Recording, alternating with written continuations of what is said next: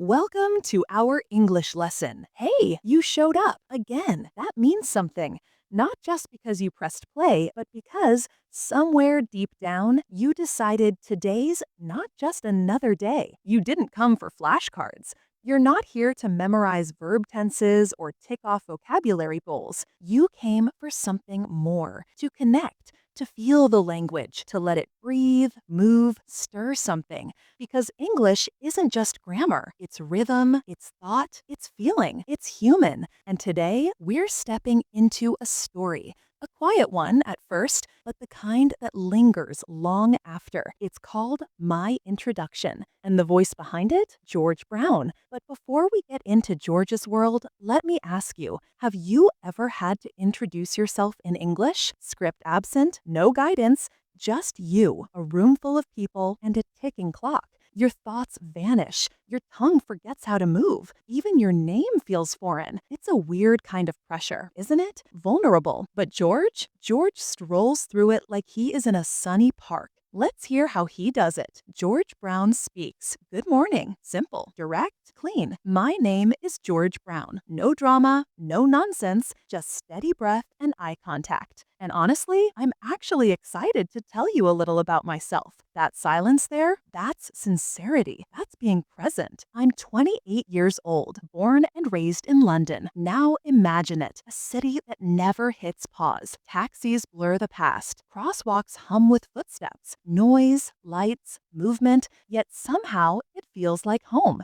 But, he says, my roots stretch further than the skyline, northward through Scotland, a completely distinct beat. Fog-draped hills, stone houses, silence thick enough to hear your thoughts. That's where his parents grew up. That's the soil that raised him. Then there's his brother, Alex, younger, sharper. He claims it's funnier. A teacher of English, no less, teaches high school in London. George shrugs, almost proud. Honestly, he probably explains things better than I do. That kind of humility, you can't fake that. George studied law, College of Bristol. Cue the long nights, stale coffee, stacked textbooks. Legal riddles were used by professors. He still made it, graduated. Now he's a solicitor, an attorney. He listens to clients, writes contracts, makes sense of the mess with carefully selected words. Every conversation matters, he tells us. If someone's talking to me, it means something's at stake. But work is just one side of him. Let's get to what lights him up. What lights him up?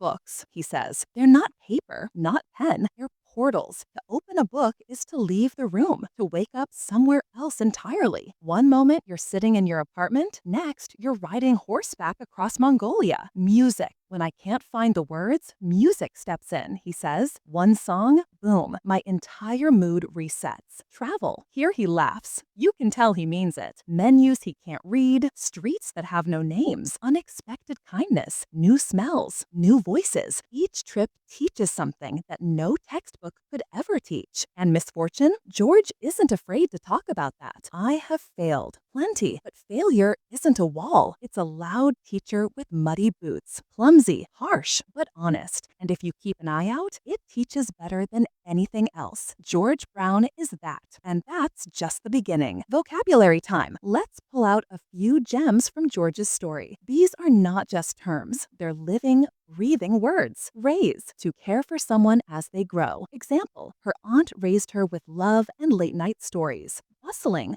full of movement and life. Example, the street was bustling with food stalls and voices. Landscape, the visible scenery of a place. Example, the mountain landscape stretched out like a painting. Graduate, to finish a course of study. Example, he graduated from law school with honors. Solicitor, a lawyer who gives legal advice. Take, for instance, the review of the agreement's terms by the solicitor. Client, someone who hires a professional. For instance, the client valued the concise explanation. Legal, related to the law. For instance, you are required by law to wear a seatbelt. Passionate, deeply committed or emotional about something. Example, she's passionate. Her aunt raised her with love and late night stories. Bustling, full of movement and life. Example, the street was bustling with food stalls and voices. Landscape, the visible scenery of a place. Example, the mountain landscape stretched out like a painting. Graduate, to finish a course of study. Example, he graduated from law school with honors. Solicitor, a lawyer who gives legal advice. Take, for instance, the review of the agreement's terms by the solicitor. Client, someone who hires a professional. For instance, the client valued the concise explanation. Legal, related to the law. For instance, you are required by law to wear a seatbelt. Passionate, deeply committed or emotional about something. Example, she's passionate about protecting wildlife. Uplift, to raise someone's spirit or energy. For instance, his words lifted the entire room. Cuisine, a style of cooking from a specific culture. Example, Thai cuisine is known for its bold, spicy flavors. Speaking practice. With George, let's say it together. Out loud, slowly. Let it feel like your own. Good morning.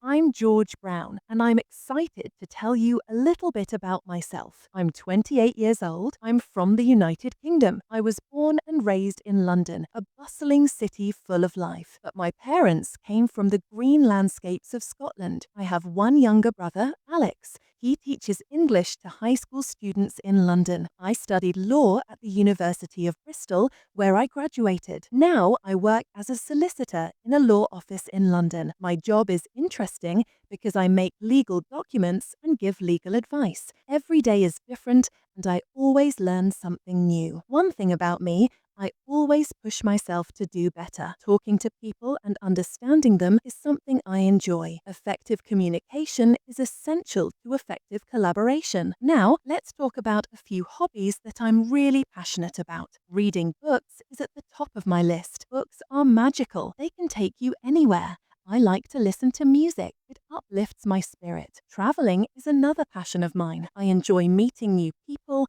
trying new foods, and exploring new places. Every trip is an adventure and a chance to learn. I think it's normal to make mistakes in life. What matters is what we learn from them. Every experience, good or bad, helps us grow. Wrap up. This wasn't just another English lesson. A window, was it? A connection, a voice. You didn't just repeat words. You entered a life. That's the beauty of learning through story. It sticks. So come back. Often, there's more where this came from. More stories, more rhythm, more of you becoming fluent, not just in English, but in expression. And if this helped you even a little, remember it. Share it. Build from it. Because improving one's English is more than a goal. It's a journey, and you own it. Until the next time.